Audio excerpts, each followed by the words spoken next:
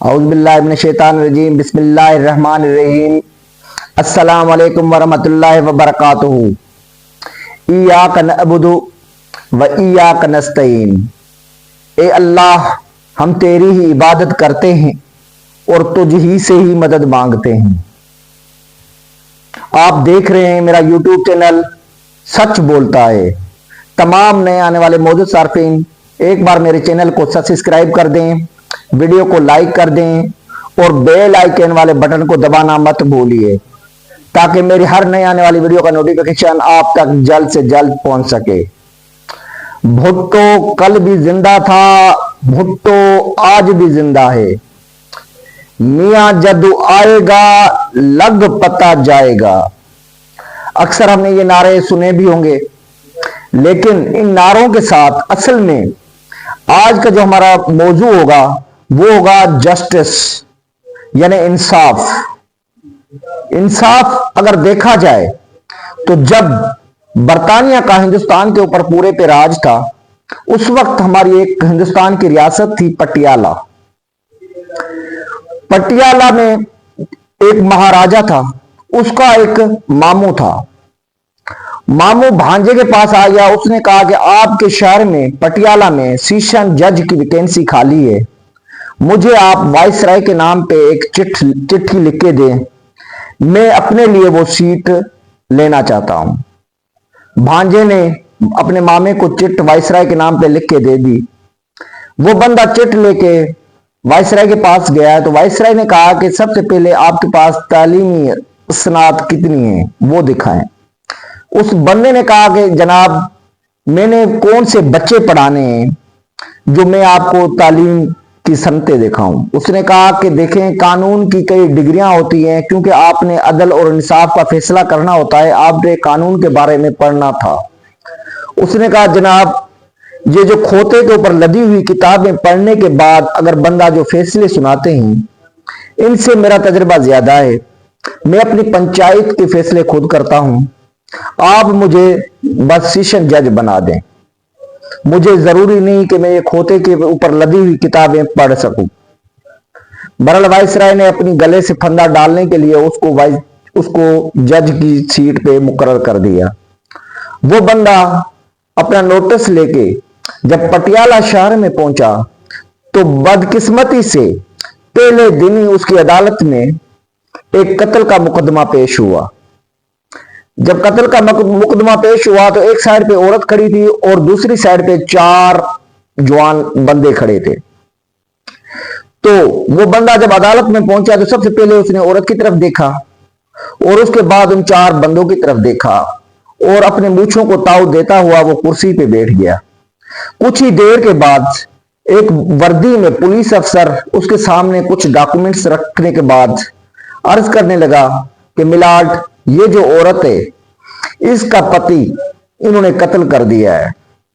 تو اس پولیس والے کی بات کمپلیٹ ہونے سے پہلے ہی اس جج نے عورت کی طرف دیکھا اور اس کو کہا کہ ہاں بھائی آپ بتائیں کیا ماجرا تھا۔ اس عورت نے بتایا کہ جناب لا ہم اپنے کھیتوں میں کام کر رہے تھے، یہ جو 4 بندے ہیں ان میں جو پہلا بندہ ہے جو دائیں طرف کھڑا ہے اس کے ہاتھ میں کسی تھی اور دوسرے کے ہاتھ میں درانتی تھی اور تیسرے کے ہاتھ میں اور چوتھے کے ہاتھ میں ڈنڈے تھے۔ یہ اچانک کمان کے فصل سے نکلے ہیں اور میرے سرتاج کو انہوں نے قتل کر دیا۔ یہاں تک بات کمپلیٹ کرنے کے بعد جج صاحب نے ان 4 کی طرف منہ کر کے دیکھا۔ جو پہلا بندہ تھا اس نے کہا جناب عالی میرے ہاتھ میں کسی نہیں تھی، میرے ہاتھ میں برچھی تھی۔ تو جو تیسرے نمبر پہ سینٹر پہ کھڑا تھا اس نے کہا جناب عالی میرے ہاتھ میں درانتی نہیں تھی، میرے ہاتھ میں ڈنڈا تھا۔ تو اس نے ان 4 کی طرف دیکھا، اس نے کہا کہ آپ نے اس کا پتی کو قتل کیوں کر دیا؟ ان بندوں کے جواب دینے سے پہلے ہی ایک کالے کوٹ میں بندہ کھڑا تھا، وہ اٹھ کے کھڑا ہوا اور بولنا شروع کر دیا کہ ملاڈ۔ تو اس سے پہلے ہی جج نے اس کو رکنے کا اشارہ کیا اور پولیس والے کو اپنے پاس بلایا، اس سے پوچھا کہ یہ 5واں بندہ کون ہے؟ اس نے کہا جناب یہ ان کا وکیل صفائی ہے۔ اس نے کہا وکیل صفائی یعنی کہ ان کے ساتھ ہے؟ اس نے کہا جی ملاڈ یہ ان کے ساتھ ہے۔ اس جج صاحب نے وکیل صفائی کی طرف دیکھا اور اس کو کہا کہ آپ ان 4 کے ساتھ ہو؟ تو وکیل صاحب نے جواب دیا کہ جی جناب، میں ان چاروں کا وکیل صفائی ہوں۔ اس نے کہا آپ بھی ان کے ساتھ لائن میں کھڑے ہو جاؤ، اور اس جج نے ایک سطری لائن پہ اپنا فیصلہ لکھ کے سنا دیا۔ وہ ایک سطری لائن پہ جو فیصلہ مشتمل تھا، اس کو جب پڑھا گیا تو اس پہ لکھا تھا کہ ان 4 مجرموں کے ساتھ 5ویں وکیل صفائی کو سزائے موت دی جائے، اور ان 5 کو سولی پہ لٹکایا گیا۔ جب تک وہ بندہ پٹیالہ شہر میں سیشن جج رہا، اس وقت تک قتل کی واردات نہ ہونے کے برابر ہو گئی۔ بات صرف کتابوں تک نہیں ہے، اس بندے کا نام آج بھی آپ تاریخ میں اٹھا کے دیکھ لیں، آپ کو ملے گا۔ اس کا نام تھا بابا کھڑک سنگھ پٹیالوی، لیکن جب یہ چیف جسٹس بنا اس وقت اس کا نام بن گیا کھڑک سنگھ پٹیالہ۔ یہ تاریخ آج بھی بھولتی نہیں ہے۔ وہ ایک ان پڑھ بندہ تھا جس کے پاس کوئی قانون کی ڈگری نہیں تھی، لیکن اس کو بندوں کے پرکھنے کی جانچ ضرور تھی۔ اور ہمارے پاکستان میں عدالتی نظام، جس طرح 1989 میں ذوالفقار علی بھٹو کو پھانسی دی گئی، 42 سال کے بعد فیصلہ آیا کہ یہ اس کو جو پھانسی ہوئی تھی یہ غلط ہوئی تھی۔ مجھے بتائیں اس انصاف کا کیا فائدہ؟ 42 سال کے بعد بندے کی جب ہڈیاں بھی گل جاتی ہیں، آپ اس کو فیصلے پہ بری کرتے ہو یا اس کے بارے میں بے گناہی کے ثبوت اکٹھے کرتے ہو، تو اس انصاف کا تقاضا کیسے پورا کیا؟ انصاف تو اس وقت ہونا چاہیے تھا۔ اور اس کے بعد بھی آپ پاکستان کی تاریخ دیکھ لیں، جتنے بھی وزیر اعظم رہے ہیں، کبھی ان کو نااہل قرار دیا جاتا ہے، ان کو 5 سال، جس طرح نواز شریف صاحب کو سزا سنائی گئی، اور اس کے بعد اس وقت یہ 2 سے 3 دن پہلے ہمارے سابق وزیر اعظم عمران خان کو 14 سال جیل اور 10 لاکھ جرمانہ، اس کی بیگم کو 7 سال جیل اور 5 لاکھ جرمانہ القادر کیس میں 190 بلین پاؤنڈ والا جو کیس تھا اس میں سنائی گئی۔ اور وہ جو فیصلہ تھا وہ 167 صفحات پہ مشتمل تھا۔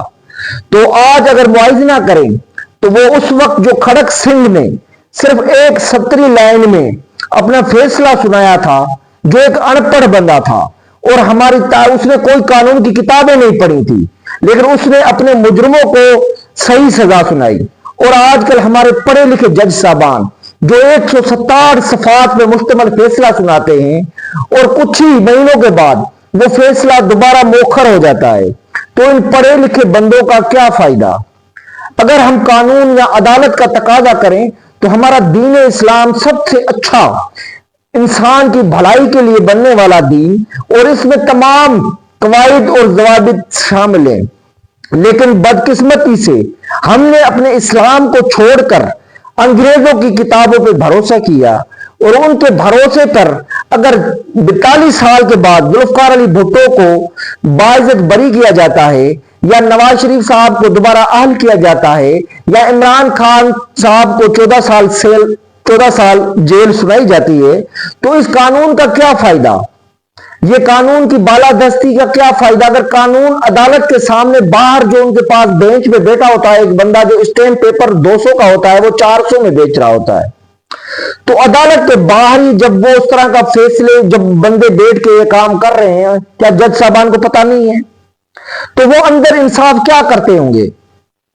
عدالت عظمیٰ تو کیا ہے؟ انصاف کا ایک گھر ہے، اس میں تمام لوگوں کو یکساں دیکھا جاتا ہے، چاہے ملک کا وزیر اعظم ہو، چاہے اس ملک کا کوئی غریب باشندہ کیوں نہ ہو۔